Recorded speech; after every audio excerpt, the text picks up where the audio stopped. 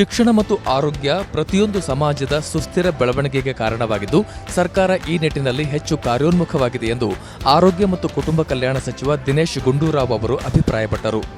ಸಂಯುಕ್ತ ಕರ್ನಾಟಕದ ವತಿಯಿಂದ 3 ದಿನಗಳ ಕಾಲ ಹುಬ್ಬಳ್ಳಿಯ ಸ್ಟೆಲ್ಲರ್ ಮಾಲ್ನಲ್ಲಿ ಏರ್ಪಡಿಸಲಾಗಿರುವ ಆರೋಗ್ಯ ಹಬ್ಬವನ್ನು ಉದ್ಘಾಟಿಸಿ ಬಳಿಕ ಮಾತನಾಡಿದ ಅವರು, ಹೆಣ್ಣು ಮಕ್ಕಳ ಆರೋಗ್ಯಕ್ಕೆ ಒತ್ತು ಕೊಡಬೇಕು ಎಂದರು. ಕರ್ನಾಟಕದಲ್ಲಿ ನಮ್ಮ ಜನ ಆರೋಗ್ಯವಂತರಾಗಿರಬೇಕು, ಆರೋಗ್ಯಕರವಾಗಿರಬೇಕು. ಅದು ಪ್ರಾರಂಭ ಆಗುವಂಥದ್ದು ಆ ತಾಯಿಯ ಆರೋಗ್ಯದ ಒಂದು ಸಂದರ್ಭದಿಂದ. ಒಂದು ಹೆಣ್ಣು ಮಗು, ಒಂದು ಹೆಣ್ಣು, ಆ ತಾಯಿ ಆಗುವಂಥವ್ರಿಗೆ ಅವ್ರ ಆರೋಗ್ಯ ಚೆನ್ನಾಗಿದ್ದರೆ ಆ ತಾಯಿಯಲ್ಲಿ ಹೊಟ್ಟೆಯಲ್ಲಿರುವಂಥ ಮಗು ಆರೋಗ್ಯ ಚೆನ್ನಾಗಿರ್ತದೆ. ಇಂದಿನ ಒತ್ತಡದ ಜೀವನದಲ್ಲಿ ಆರೋಗ್ಯದ ಬಗ್ಗೆ ನಿಷ್ಕಾಳಜಿ ತೋರುವುದು ಸರಿಯಲ್ಲ. ಜನರಲ್ಲಿ ಆರೋಗ್ಯದ ಕುರಿತು ಅರಿವು ಮೂಡಿಸುವ ಉದ್ದೇಶದಿಂದ ಸಂಯುಕ್ತ ಕರ್ನಾಟಕ ಆರೋಗ್ಯ ಹಬ್ಬವನ್ನು ಆಯೋಜಿಸಲಾಗಿರುವುದು ಎಲ್ಲರ ಮೆಚ್ಚುಗೆಗೆ ಪಾತ್ರವಾಗಿದೆ ಎಂದು ಸಚಿವ ದಿನೇಶ್ ಗುಂಡೂರಾವ್ ಅವರು ಬಣ್ಣಿಸಿದರು. ಪತ್ರಿಕೆ ಉಳಿಬೇಕು, ಬೆಳಿಬೇಕು, ಇನ್ನೂ ಚೆನ್ನಾಗಿ ಇದನ್ನು ಜನ ಓದುವಂಥದ್ದು. ಈಗಾಗಲೇ ಕ್ವಾಲಿಟಿನೂ ಇಂಪ್ರೂವ್ ಆಗಿದೆ, ಪತ್ರಿಕೆ ಪ್ರಿಂಟಿಂಗ್ ಕ್ವಾಲಿಟಿ ಇಂಪ್ರೂವ್ ಆಗಿದೆ, ಎಲ್ಲ ಒಳ್ಳೆ ವರದಿಗಳು ಬರ್ತಾ ಇದೆ. ಸೊ ಇದು ಇನ್ನೂ ಚೆನ್ನಾಗಿ ನಡೀಲಿ. ಈ ಥರದ ಕಾರ್ಯಕ್ರಮಗಳು ಮಾಡೋ ಮುಖಾಂತರ ಅವರ ಜನಪರ ಕಾಳಜಿಯನ್ನು ಕೂಡ, ಕಳಕಳಿಯನ್ನು ಕೂಡ ಇವರು ತೋರಿಸ್ಕೊಟ್ಟಿದ್ದಾರೆ. ಅದರಿಂದ ನನ್ನ ವೈಯಕ್ತಿಕವಾಗಿ ಈ ಲೋಕಶಿಕ್ಷಣ ಟ್ರಸ್ಟ್ ಅವರಿಗೆ ಮತ್ತು ಸಂಯುಕ್ತ ಕರ್ನಾಟಕದವರಿಗೆ ಹೃತ್ಪೂರ್ವಕವಾದಂಥ ಅಭಿನಂದನೆಗಳನ್ನು ಸಲ್ಲಿಸಿ ಬಳಿಕ ಮಾತನಾಡಿದ ಕೇಂದ್ರ ಆಹಾರ ಮತ್ತು ನವೀಕರಿಸಬಹುದಾದ ಇಂಧನ ಸಚಿವ ಪ್ರಹ್ಲಾದ್ ಜೋಶಿ ಅವರು, 200ಕ್ಕೂ ಹೆಚ್ಚು ವರ್ಷಗಳಷ್ಟು ಸುದೀರ್ಘ ಚರಿತ್ರೆ ಹೊಂದಿರುವ ಕನ್ನಡ ಪತ್ರಿಕೋದ್ಯಮದ ಇತಿಹಾಸದಲ್ಲಿ 100 ವರ್ಷಗಳಿಗೆ ದಾಪುಗಾಲಿಡುತ್ತಿರುವ ಸಂಯುಕ್ತ ಕರ್ನಾಟಕ ಪತ್ರಿಕೆ ತನ್ನದೇ ಆದ ಪರಂಪರೆಯನ್ನು ಹುಟ್ಟುಹಾಕಿದ್ದು, ಇದೊಂದು ರಾಷ್ಟ್ರೀಯ ಪತ್ರಿಕೆಯಾಗಿದೆ ಎಂದರು. ಕರ್ನಾಟಕದ ಪತ್ರಿಕೋದ್ಯಮಕ್ಕೆ 181 ವರ್ಷಗಳ ಕಾಲದ ಇತಿಹಾಸ ಇದೆ. 181 ಇಯರ್ಸ್ ಅಂದರೆ ಸಮೀಪ 2 ಶತಮಾನಗಳ ಒಂದು ಇತಿಹಾಸ ಕರ್ನಾಟಕದ ಪತ್ರಿಕೋದ್ಯಮಕ್ಕಿದೆ. ಅದರಲ್ಲಿ ಸಂಯುಕ್ತ ಕರ್ನಾಟಕದ್ದು ಸಾಧಾರಣ 93 ವರ್ಷದ ಇತಿಹಾಸ ಸಂಯುಕ್ತ ಕರ್ನಾಟಕಕ್ಕಿದೆ. ಅಂದರೆ ಕನ್ನಡದ ಪತ್ರಿಕೋದ್ಯಮದ ಇತಿಹಾಸವನ್ನು ಬರಿಬೇಕಾದ್ರೆ 100 ವರ್ಷಗಳ ಇತಿಹಾಸವನ್ನು ಬರೀಲಿಕ್ಕೆ ಶುರು ಮಾಡಿದರೆ ಅದರಲ್ಲಿ ಸಂಯುಕ್ತ ಕರ್ನಾಟಕನೂ ಬರ್ತದೆ. 200 ವರ್ಷದ ಬರೆದ್ರೆ 90 ವರ್ಷದ ಸಂಯುಕ್ತ ಕರ್ನಾಟಕ ಲೋಕ ಶಿಕ್ಷಣ ಟ್ರಸ್ಟದ ಇತಿಹಾಸವೂ ಅದರಲ್ಲೇ ಬರ್ತದೆ ಅನ್ನುವಂಥದ್ದು ನಮ್ಮೆಲ್ಲರಿಗೂ ಅಭಿಮಾನದ ಸಂಗತಿ ಅಂತ ನಾನು ಹೇಳ್ತೇನೆ.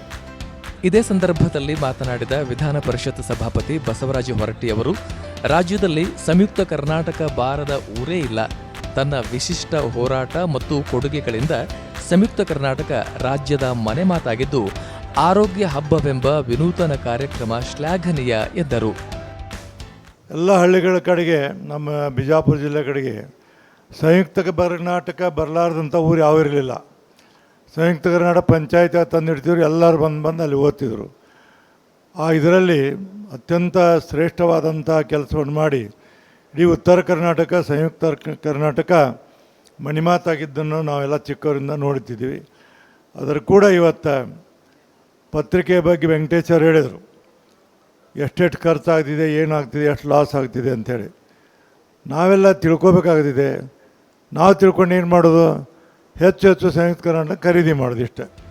ಇದೇ ಸಂದರ್ಭದಲ್ಲಿ ಮಾತನಾಡಿದ ಮಾಜಿ ಮುಖ್ಯಮಂತ್ರಿಗಳು ಮತ್ತು ಸಂಸದರಾದ ಜಗದೀಶ್ ಶೆಟ್ಟರ್ ಹಾಗೂ ಬಸವರಾಜ ಬೊಮ್ಮಾಯಿ ಅವರು ಹೇಳಿದ್ದು ಹೀಗೆ: ಕೇವಲ ಪತ್ರಿಕೆ ಮಾಧ್ಯಮ ನಡೆಸುವುದಷ್ಟೇ ಅಲ್ಲ, ಸಮಾಜದಲ್ಲಿ ತಮ್ಮನ್ನು ಇನ್ವಾಲ್ವ್ ಮಾಡಿಕೊಂಡು ಇವತ್ತು ಬೇರೆ ಬೇರೆ ಸಾಮಾಜಿಕವಾದಂಥ ಚಟುವಟಿಕೆಗಳನ್ನು, ರಚನಾತ್ಮಕ ಚಟುವಟಿಕೆಗಳನ್ನು ಮಾಡ್ತಾ ಇರೋದನ್ನು ನಾನು ನೋಡ್ತಾ ಇದ್ದೇನೆ.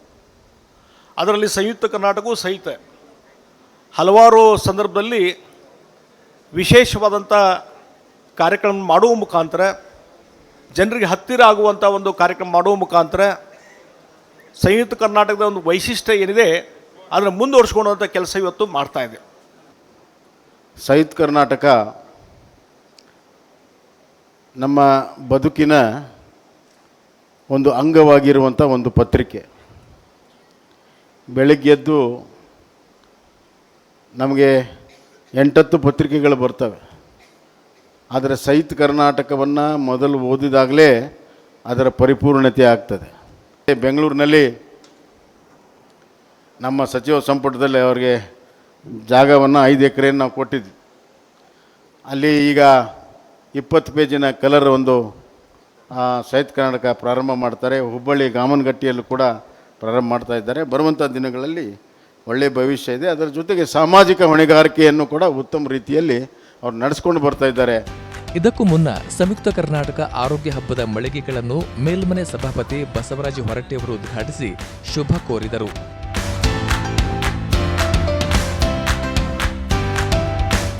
ತದನಂತರ ಡಾಕ್ಟರ್ ವೆಂಕಟರಮಣ ಹೆಗಡೆ ಅವರ ಅಡುಗೆ ಮನೆಯೇ ಆಸ್ಪತ್ರೆ, ಆಹಾರವೇ ಔಷಧಿ ಎಂಬ ಕೃತಿಯನ್ನು ಬಿಡುಗಡೆಗೊಳಿಸಲಾಯಿತು.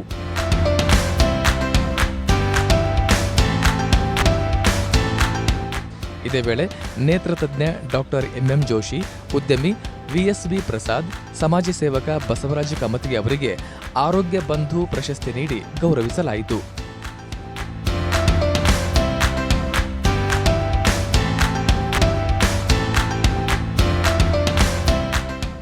ಲೋಕಶಿಕ್ಷಣ ಟ್ರಸ್ಟ್ನ ಧರ್ಮದರ್ಶಿ ಕೇಶವ ದೇಸಾಯಿ, ಕಾರ್ಯದರ್ಶಿ ಹರಿಚಂದ್ರ ಕೇಶವ ಅವರು ಉಪಸ್ಥಿತರಿದ್ದರು. ಇದಕ್ಕೂ ಮುನ್ನ ಸಮಾರಂಭದ ಅಧ್ಯಕ್ಷತೆಯನ್ನು ವಹಿಸಿದ್ದ ಲೋಕಶಿಕ್ಷಣ ಟ್ರಸ್ಟ್ನ ಅಧ್ಯಕ್ಷ ಮತ್ತು ಶಾಸಕರು ಆದ ಯುಬಿ ವೆಂಕಟೇಶ್, ಧರ್ಮದರ್ಶಿಗಳಾದ ಡಾಕ್ಟರ್ ಗುರುರಾಜ್ ಕರ್ಜಿಗೆ ಅವರು ಪ್ರಾಸ್ತಾವಿಕವಾಗಿ ಮಾತನಾಡಿದರು. ಆರೋಗ್ಯ ಹಬ್ಬ ಇದೊಂದು ವಿಶೇಷ ಕಾರ್ಯಕ್ರಮ.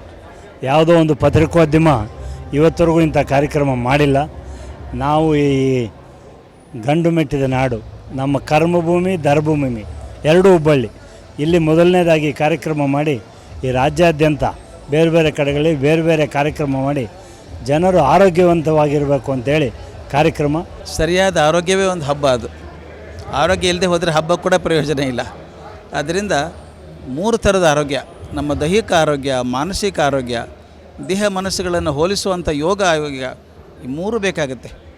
ನನಗೆ ಆಶ್ಚರ್ಯ ಸಂತೋಷ ಆಗೋದಂದರೆ ಯಾವುದೊಂದು ಹಾಸ್ಪಿಟ್ಲು ಒಂದು ವಿಜ್ಞಾನ ಸಂಸ್ಥೆ ಮಾಡಬೇಕಾದ ಕೆಲಸವನ್ನು ಒಂದು ಪತ್ರಿಕೆ ಮಾಡ್ತಾ ಇದೆ ಅನ್ನೋದು ಹೆಮ್ಮೆ ವಿಷಯ. ಹುಬ್ಬಳ್ಳಿ ಧಾರವಾಡ ಮಹಾನಗರ ಪಾಲಿಕೆಯ ಮಹಾಪೌರರಾದ ರಾಮಣ್ಣ ಬಡಿಗೇರ್, ಧಾರವಾಡ ಜಿಲ್ಲಾಧಿಕಾರಿ ದಿವ್ಯಾ ಪ್ರಭು, ಶಾಸಕ ಅರವಿಂದ್ ಬೆಲ್ಲದ್ ಸೇರಿದಂತೆ ಮತ್ತಿತರ ಗಣ್ಯರು ಇದರಲ್ಲಿ ಪಾಲ್ಗೊಂಡಿದ್ದರು. ಜೊತೆಗೆ ಅಪಾರ ಸಂಖ್ಯೆಯಲ್ಲಿ ಸ್ಥಳೀಯರು ಭಾಗವಹಿಸಿದ್ದುದು ವಿಶೇಷವಾಗಿತ್ತು.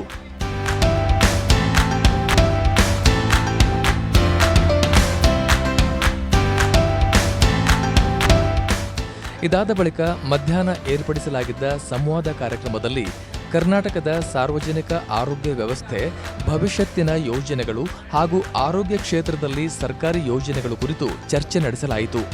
ಲೋಕಶಿಕ್ಷಣ ಟ್ರಸ್ಟ್ ಅಧ್ಯಕ್ಷ ಯುಬಿ ವೆಂಕಟೇಶ್ ಅವರು ಉಪಸ್ಥಿತರಿದ್ದರು. ಸಂಯುಕ್ತ ಕರ್ನಾಟಕ ಕಾರ್ಯನಿರ್ವಾಹಕ ಸಂಪಾದಕ ಮೋಹನ್ ಹೆಗಡೆ ಅವರು ಸಂವಾದ ಕಾರ್ಯಕ್ರಮವನ್ನು ನಡೆಸಿಕೊಟ್ಟರು. ಸಂವಾದದಲ್ಲಿ ಉತ್ತರ ಕರ್ನಾಟಕ ಭಾಗದ ಹೆಸರಾಂತ ವೈದ್ಯರು ಭಾಗವಹಿಸಿದ್ದರು.